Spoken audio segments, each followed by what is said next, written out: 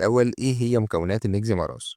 النكزيوم بيحتوي على مادة الإيزومبرازول، ودي مادة بتنتمي لفئة من الأدوية بنسميها بي بي آيز أو البروتون بامب انهبيتورز أو مثبطات مضخة البروتون، واللي بتعمل على تقليل إنتاج حمض المعدة عن طريق إيقاف عمل مضخة البروتون الموجودة في خلايا المعدة. ولما بيقف عمل مضخة البروتون بتقل كمية الحمض اللي بتفرزها المعدة، وبالتالي بتقلل الحموضة والحرقان والألم. والنيكزيوم بينزل ب3 تركيزات: ال 10 مللي جرام وده بيكون في صورة أكياس، وال 20 مللي جرام وكمان ال 40 مللي جرام ودول في صورة أقراص. طيب يا دكتور، إيه هي دوائر استعمال النيكزيوم؟ أو بنوصفه لمين تحديدا؟ أول حاجة بنستخدم النيكزيوم لعلاج حرقة المعدة، وده لأنه بيقلل من كمية الحمض اللي بتنتجها المعدة، عشان كده بيتم استخدامه كعلاج للحموضة وحرقان المعدة اللي بيسببها زيادة إنتاج الحمض. كمان بنوصفه لعلاج القرحة الهضمية، وبيستخدم النجزم لعلاج بعض مشاكل المعدة والمريء زي ارتجاع الحمض والقرحة، لأنه بيعمل على تقليل كمية الحمض اللي بتنتجها المعدة، وده بيخفف من أعراض قرحة المعدة والحرقان. تالت حاجة بنوصفه لعلاج ارتجاع المريء أو الجيرد، وده لأنه بيخفف من أعراض الحرقان والألم الناتج عن ارتجاع حمض المعدة إلى المريء. كمان بنوصفه في حالة طبية اسمها زولينجر إليسون سندروم أو متلازمة زولينجر إليسون، ودي حالة طبية بتكون عبارة عن ورم في البنكرياس بتسبب زيادة إنتاج حمض المعدة.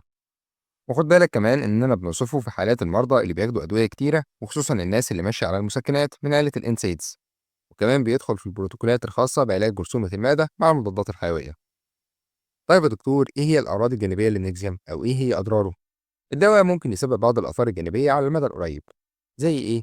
زي الصداع، الإسهال أو الإمساك، الشعور بالغثيان، الانتفاخ أو الغازات، ألم في المعدة، جفاف في الفم.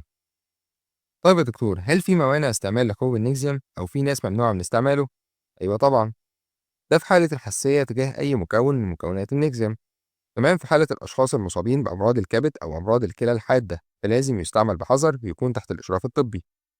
وكمان في بعض الحالات ما ينفعش نستعمل النكزيوم معاهم لفترات طويلة، زي مثلا الناس اللي بتعاني من نقص شديد لفيتامين ب 12، كمان الأشخاص المصابين بهشاشة العظام، وكمان في حالة الهايبومagنيزيميا أو نقص عنصر المغنيسيوم في الدم. طيب يا دكتور، إيه هي جرعة النكزيوم أو بنستعمله إزاي؟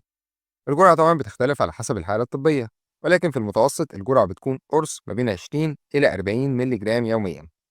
ولكن في حالة الزولينجر إليسون سيندروم فالدكتور بيوصف جرعات عالية من النكزيوم بتتراوح ما بين 80 مللي جرام لحد 240 مللي جرام على حسب استجابة المريض للعلاج. طيب يا دكتور، النكزيوم غالي شوية وأوقات كتيرة ما بيكونش موجود، هل في بدائل بنفس المواد الفعالة؟